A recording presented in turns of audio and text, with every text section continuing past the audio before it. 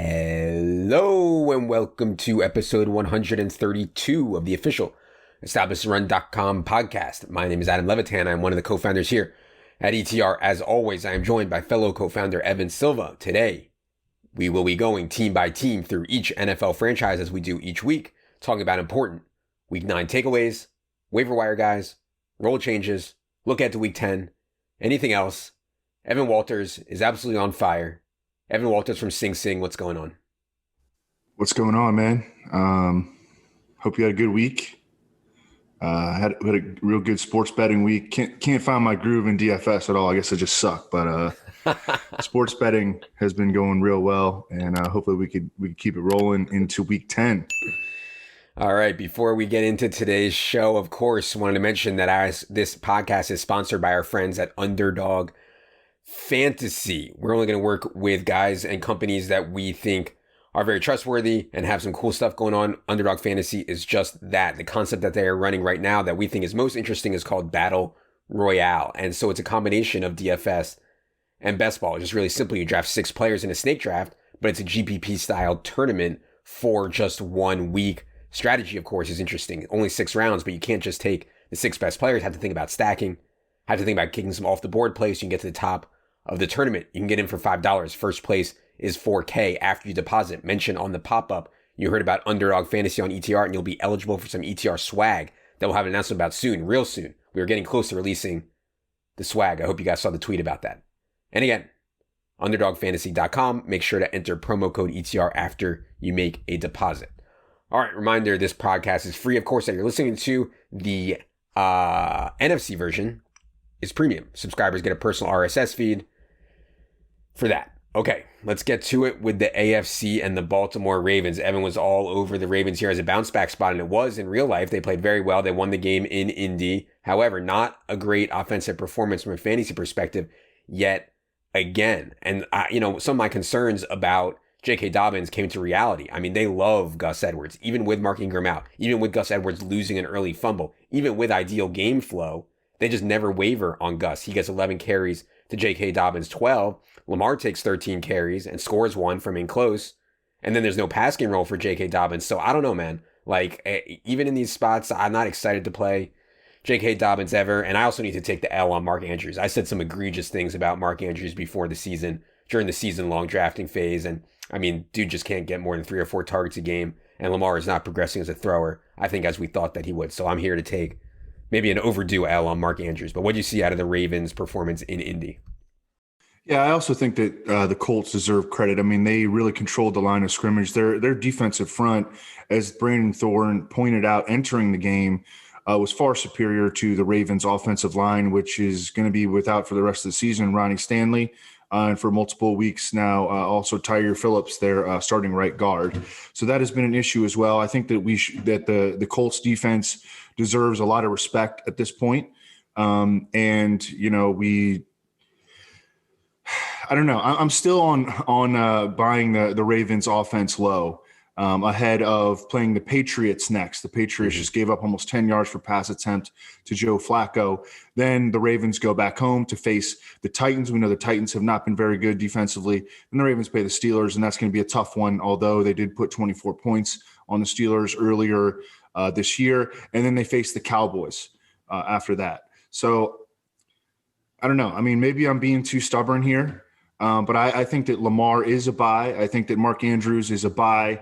And I think that Marquise Brown also is a buy. I don't know. Am I being too stubborn? No, I don't think so. It's been tough matchups. Lamar's ceiling, he's accessing his floor, obviously, on a weekly basis. It's just the throwing stuff is just not great. I will say this from a DFS perspective, on FanDuel, Marquise Brown comes in over-owned every single week because he's been around 5,900, 5,800 every single week, Marquise Brown, and he's just burying people every week. And so, I would like to see it on FanDuel before I did it because he's over-owned anyways. On DraftKings, you can get him at 2% owned. That's different because he's way overpriced there typically, and we'll see on Week 10 salaries. Let's get to Buffalo Bills. A good performance. I love this game plan from the Bills. Didn't even try to run. They just come out with an extreme pass-heavy attack, and it works against Seattle, of course. Josh Allen is back to his MVP form that we saw in the first week. I think something you hit on was the impact of John Brown before the game. And so the thing I saw was a healthy John Brown, finally. maybe boosted by Seattle, probably boosted by the matchup with Seattle. But having John Brown healthy and part of the game made a big difference for Josh Allen. Big win for the Bills. What do you see out of their game? Yeah, John Brown is a really, really good player. And when he's 100%, he's a huge upgrade, even over Gabriel Davis, who, has been solid for a rookie. But John Brown's speed and his route running ability, and he can make contested catches and he can create a ton of separation. He's a big, big difference maker for this offense. And the Bills' passing success has correlated almost like 1-for-1 directly to whether or not John Brown is healthy in the lineup, or just trying to gut it out there. I think he's back to being an every down player, and that's really, really big for Buffalo, especially entering another awesome spot in Week 10 against Arizona. That game has already gotten hammered to the over. It opened at 53.5. It's already up to 56, the biggest total on the Week 10 slate. But yeah, you mentioned that the Bills came out just throwing. This is Brian Daboll, the Bills offensive coordinator, is Bill Belichick disciple. He coached on the Patriots staff for many years. The Patriots have always been really good at identifying their opponents' weaknesses and just attacking them over and over again. You remember when, whenever they'd play the Colts and the Colts couldn't stop the run, Jonas Gray or LeGarrette Blount or Sony Michel or, whomever they would be willing to give those guys like 35 pass attempts whenever they would play a defense that was really stout against the run and weaker against the pass. They would just fire off 50-plus pass attempts, and that's what the Bills did here. They had 29 called passes in the first half, 2 called runs in the first half. And so you really, really like to see that. But, yeah, John Brown is a huge difference maker. Another thing that I noticed from this game, Zach Moss, for the first time all season, outsnapped Devin Singletary and also out-touched him. And Zach Moss didn't have like a big day or anything, but I wonder if the tides are starting to turn here. Also, maintain the dominance in scoring position. Zach Moss has played 3 fewer games than Devin Singletary this year, but has 10 touches inside the 10-yard line. Devin Singletary, having played every game for the Bills this year, only has 6. Oh yeah, no doubt. Zach Moss is ahead at the goal line, and also Zach Moss made a really nice catch on the sideline. Got featured in Toe Drag Swag this morning on Good Morning Football, and that was cool. Cincinnati Bengals were on a bye. I think they're going to get Joe Mixon back, but I don't know for sure. The concern for me in season long is I'm actually holding Joe Burrow, and I've been using Joe Burrow on this team I have that's pretty good. But man, he had the bye, now at Pittsburgh, at Washington, Giants, who I think have an underrated defense, Dolphins, who I think have an underrated defense. But I want to hold him because in week 14, he gets Dallas, and in week 16, he gets the Texans. It's just hard to hold a quarterback on my bench like that. But anyways, anything on the Bengals as they come out of their bye? They come out of their bye with a brutal matchup, but they should be getting back their left tackle, Jonah Williams, and their center, Trey Hopkins, arguably their 2 best offensive linemen.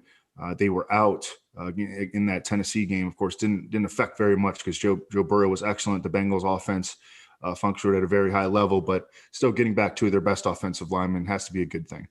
Okay, let's go to Cleveland. I do expect them to get Nick Chubb back, which I think is big for them. Also expect them to get Austin Hooper back. Baker Mayfield is in COVID protocol right now, I believe, but still think he has a really good chance to get cleared. Listen to the schedule that the Browns have coming up. Houston, Philly, Jacksonville, Tennessee, next 4. So I know probably there might be some people out there who got frustrated with Rashard Higgins' first game since the Odell injury. I would be trying to pick back up Rashard Higgins here, even though ideally Cleveland's going to be extremely run heavy. Anything on Cleveland as they come out of their bye? Yeah, and when you look back at that box score, you have to keep in mind that Raiders-Browns game was maybe the most weather-affected game of any game so far this season. So, don't just look back at the box score and be like, oh, this is what's going to be happening here for either of those teams. That was a wind and weather affected game. For sure. Okay, let's go to the Denver Broncos. And for the second straight week, Drew Lock was a garbage time king. And, not every quarterback can do this. I'm not saying it means Drew Lock is good, but from a fantasy perspective, at least we know in the fourth quarter, Broncos are getting trucked. Drew Lock can put up points. I would note that Noah Fant aggravated his ankle injury, it looked like to me. And Albert O, unfortunately, also tore his ACL. They could be down to like Nick Vannett. But highlight had to be Jerry Jeudy, man. I mean, Jerry Jeudy was very much in play at 4,700. Jerry Jeudy had, the fake, put his hand up and then pull a comeback route, which worked. I mean, he looks like a real baller. Anything on the Broncos as they head into their next game against the Raiders?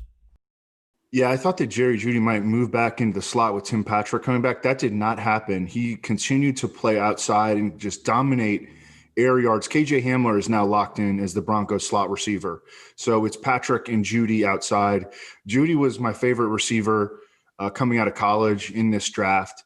Talked about him a couple of weeks as like a buy low target in like every form of fantasy. And he's now got back-to-back season highs in yards, and also his snaps are up.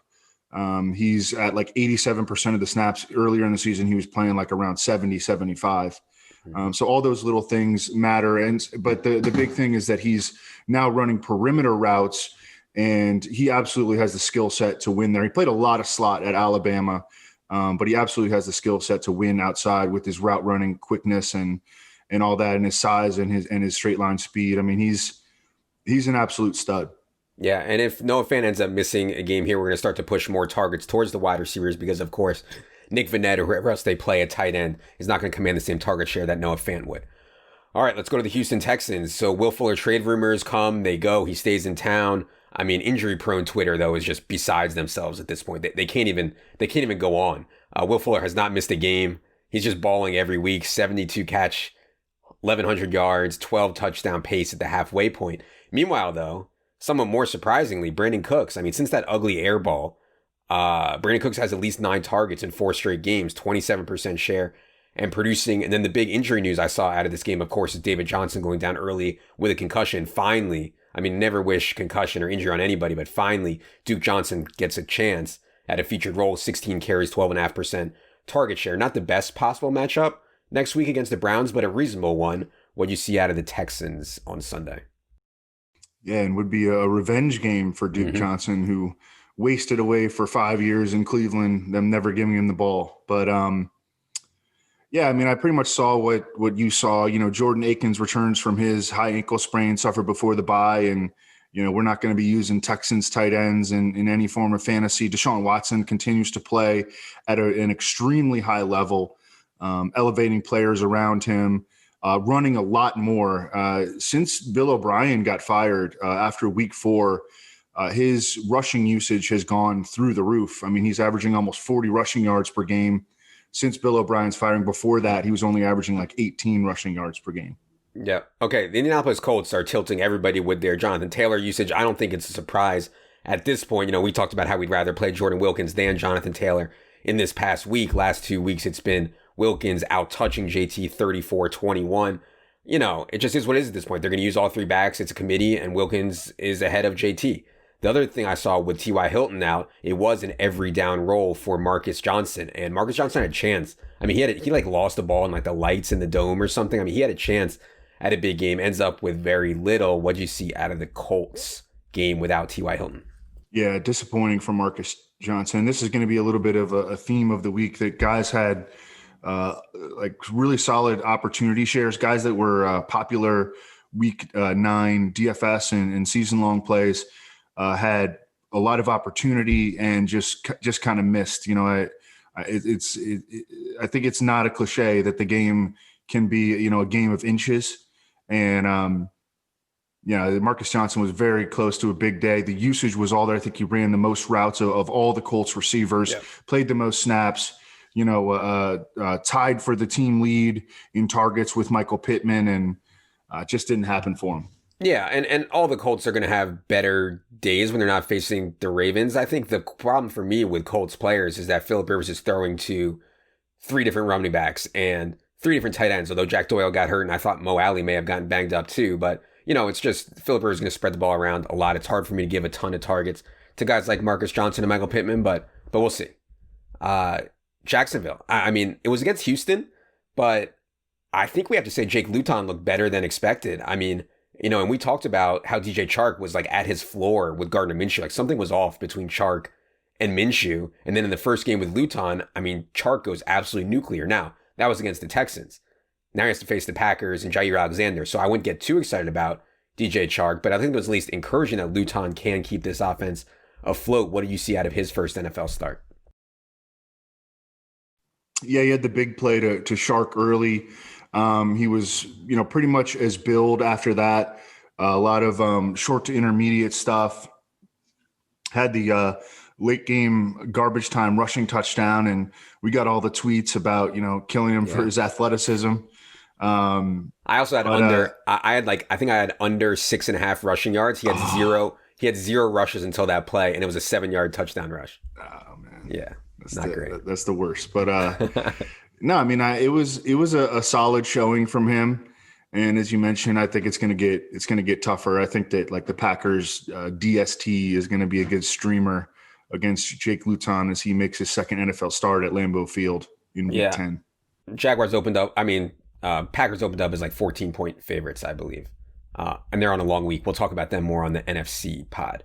The Chiefs, I was glad to see the Chiefs go back to their roots. And by their roots, I mean Andy Reid, Patrick Mahomes throwing at a rate way above expectation. We've seen games this year where they have run at like league average rates versus expectation. This time they were like, you know what? We're just going to throw it. So I don't know what prompted them to do that. The thing is, like, they're not running that much when they have these game plans. And when they do run, Le'Veon Bell and CEH are splitting pretty evenly. CEH hasn't topped 8 carries in a game since Le'Veon Bell arrived. They are on their bye this week. Then they'll get the Raiders. What do you see out of the Chiefs' kind of a wild game against the Panthers?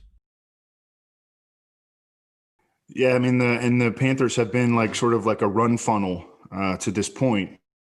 So I don't know. I think that they probably just saw like, the Panthers are not getting any pressure. We're going to have Patrick Mahomes in clean pockets. We can attack the Panthers zone with Travis Kelce, over and over and over again. And of course, Tyreek Hill does his thing as well. The Chiefs offense is absolutely firing on all cylinders. And, the running back usage is really, it's been really frustrating if you're a Clyde Edwards-Helaire or even a Le'Veon Bell owner. And I think that there will be better days ahead. But now they're on a bye. They'll come out against the Raiders. That'll be another great matchup. Patrick Mahomes has killed the Raiders every time that he's played them. And I realize that the Raiders beat the Chiefs earlier in the year, but Patrick Mahomes still had a really big game. And the offense is just, it's like the best offense in the league. Yeah. Just like the CH stuff is such a reminder of how long a season-long fantasy football season is, because we thought we had the nuts with like Amari Cooper and CEH, and now, we're sitting here in week 10, and it's like, God, Amari Cooper and CEH are like borderline in big trouble, although getting Andy Dalton back would be huge for Amari Cooper. We'll talk about that in the NFC pod. Raiders. I didn't see much. I did see Josh Jacobs losing more work than I wanted him to Devontae Booker. So, it wasn't great. And Josh Jacobs' pass game role, which we thought was expanding a little bit, now doesn't seem like it is as much. What did you see out of the Raiders game on Sunday?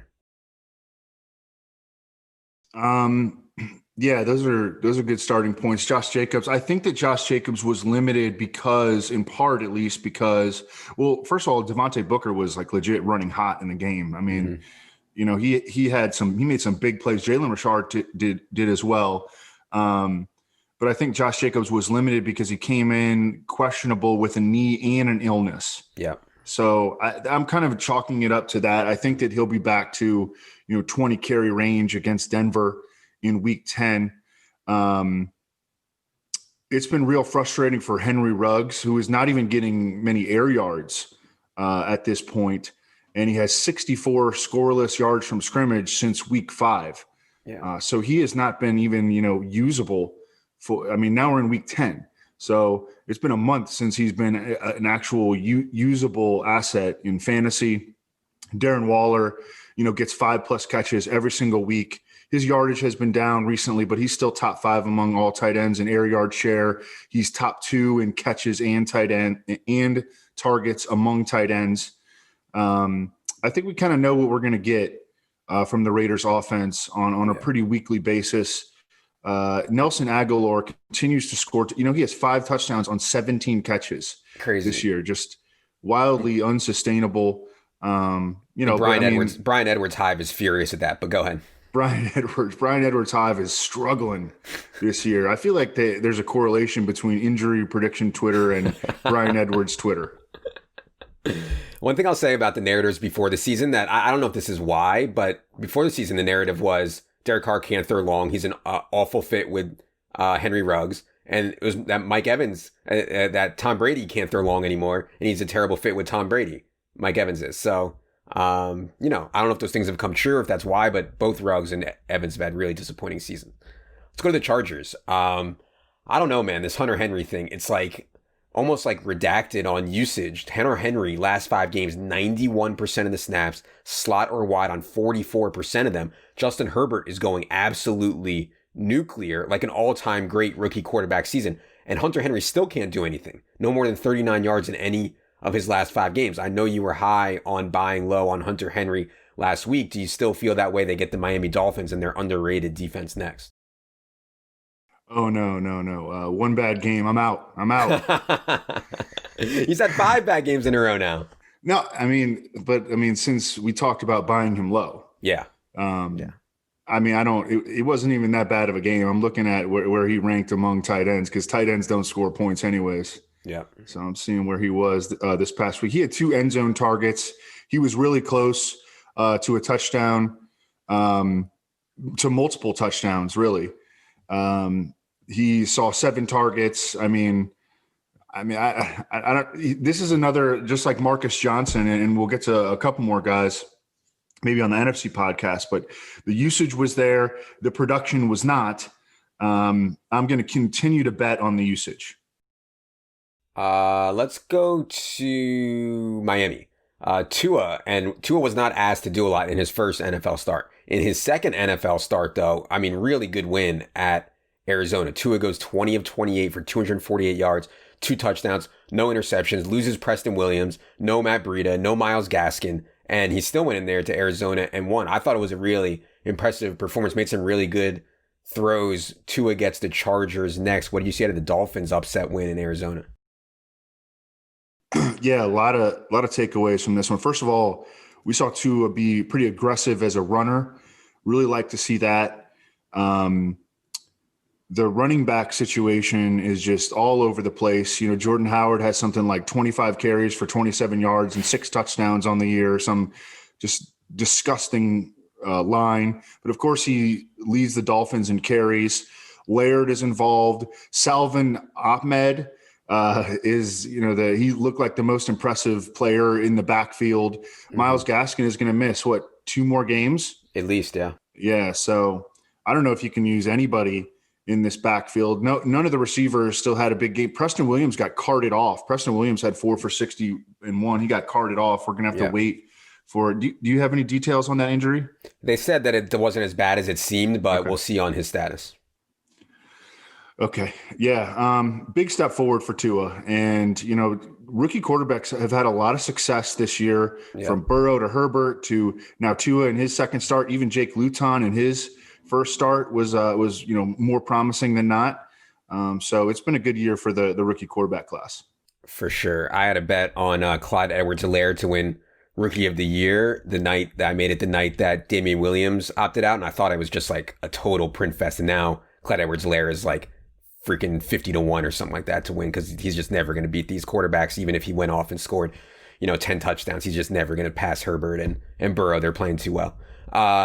New England Patriots. I was so happy to see this, man. And we did the Showdown show yesterday. By the way, if you guys are on YouTube, you want some more free stuff, we're doing a free show on Mondays about the Showdown. But anyways, it was just so good to talk about Jacoby, because in 2019 preseason, Jacoby came out of nowhere to make the New England Patriots by absolutely shredding in the preseason. Now he gets a chance with both Edelman and N'Keal Harry hurt. Last 2 games, Jacoby has played on 144 out of 146 snaps, seen 24 targets for a 40% share. I don't think you guys understand what 40% share means. Like, it's completely outrageous. Like, Keenan Allen from Justin Herbert only has like a 32% share. 40 is outrageous. And so he's turned that into 18-227-0. I'm sure that everybody knows that they should have hopefully already added Jacoby Myers off the season. He's like a real NFL player, I think. I'd also note that Damian Harris went down with a chest injury.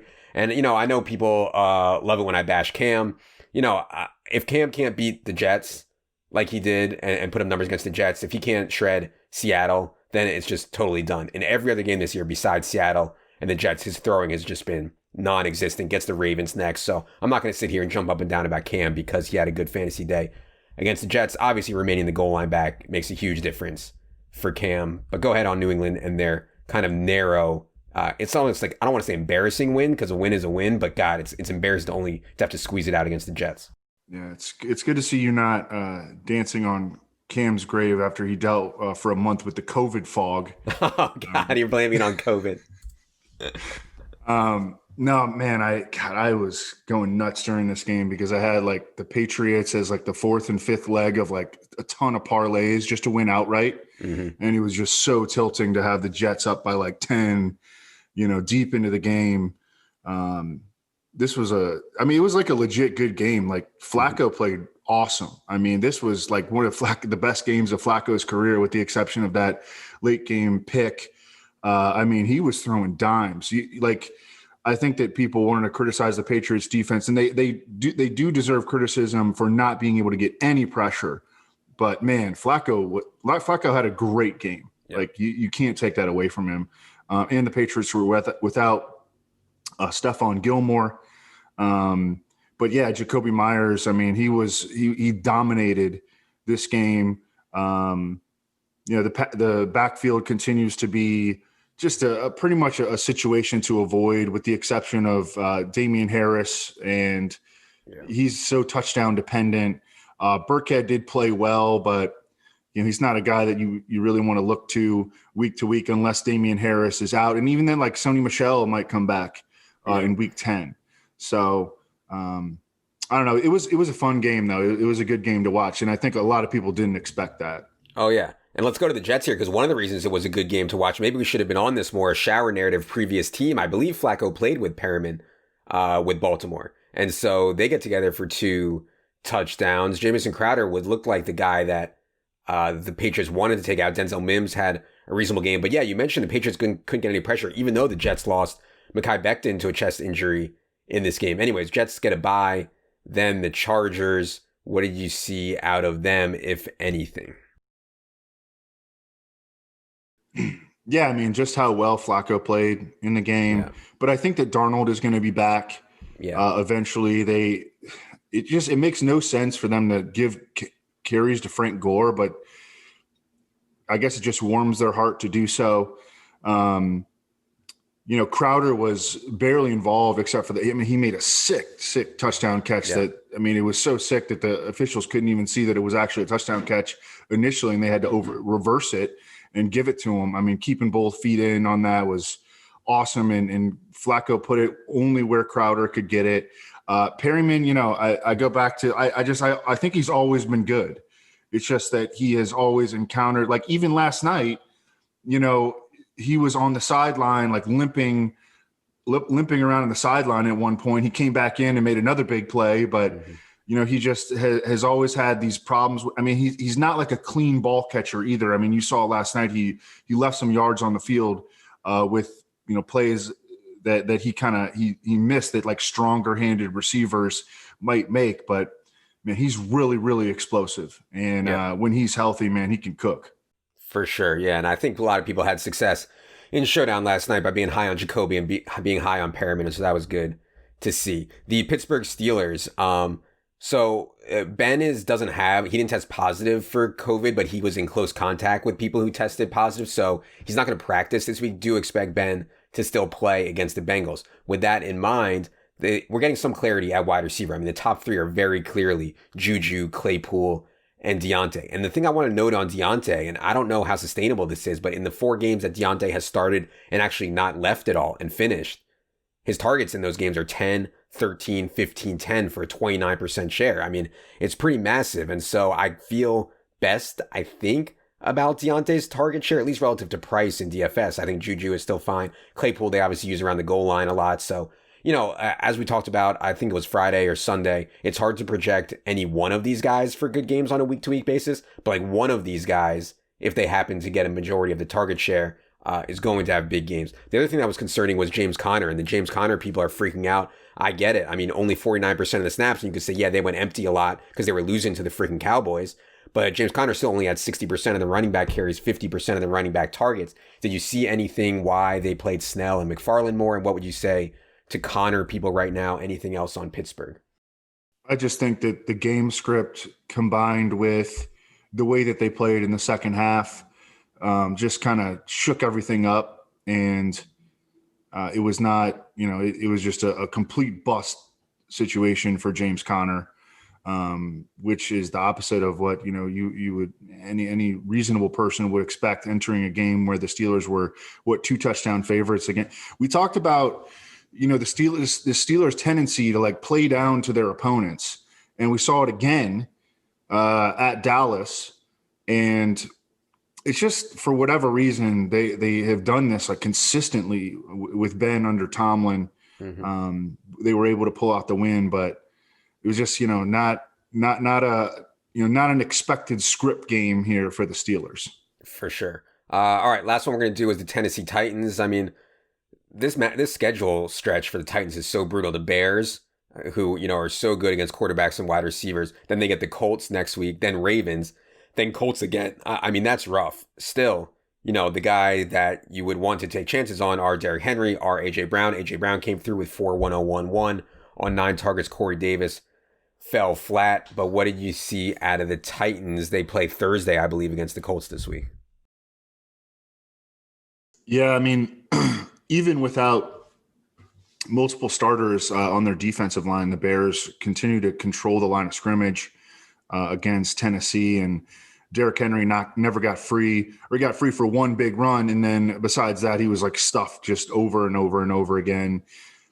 I don't know why they don't throw him, 2 screen passes a game, but that's something that I wish that they would do.